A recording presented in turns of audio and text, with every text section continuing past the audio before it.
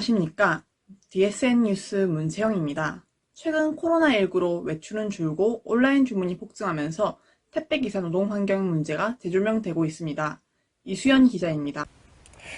네, 먼저 택배 노동자란 특수고용 노동자로서 일반 근로자와는 다르게 독립적이고 자율적으로 일하는 개인 사업자에 속합니다.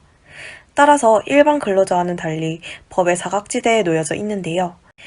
코로나19의 여파로 전년보다 택배량이 30% 이상 급증하면서 택배 노동자들의 노동시간은 하루 최대 16시간에 달했다고 합니다. 또한 여름철 긴 장마와 폭우를 겪으면서 노동 강도는 더욱 심화되었으며 추석, 한글날과 같은 연휴가 이어지며 택배 노동자들은 휴일 없는 노동 속에서 과로에 시달렸다고 합니다. 이에 2020년 10월 한 달간 안타까운 사연이 이어졌는데요.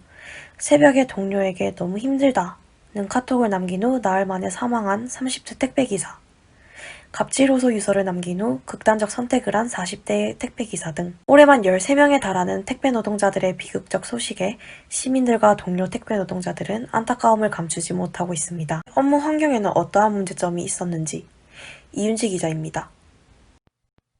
네, 이어서 이윤지 기자입니다. 택배 노동자들이 겪고 있는 문제점 무엇이 있을까요? 특수고용직 노동자와 계약한 사업주는 입직신고를 해야 하지만 택배기사 중 입직신고가 된 사람은 절반에도 미치지 못합니다.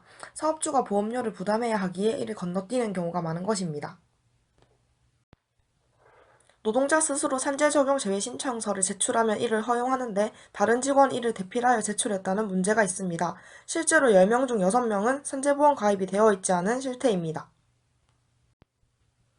택배기사들은 하루 평균 7시간 동안 분류 작업을 합니다. 이에 노동자들은 가족에게 분류일을 맡기거나 사비를 들여 아르바이트를 고용하고 있는 현실입니다.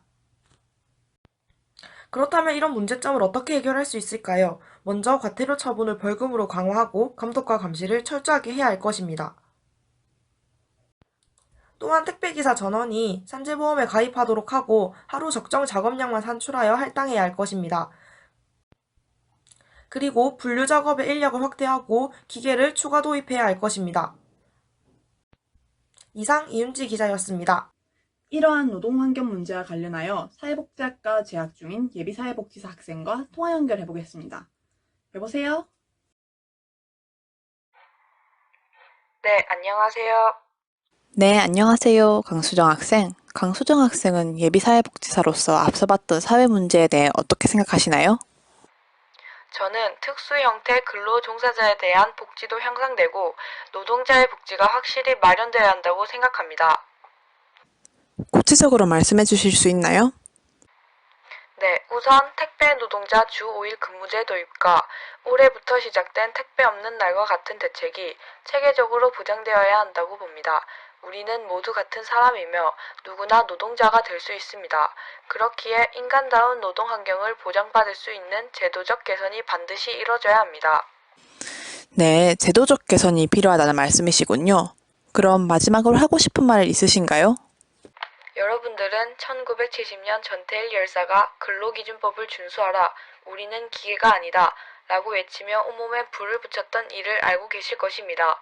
그 시기의 노동환경은 열악하였으며 이는 많은 노동자의 목숨을 앗아갔습니다. 하지만 그로부터 50년이 흐른 지금의 사회는 더 나은 방향으로 변한 듯 보이지만 여전히 목숨을 잃는 노동자가 있습니다.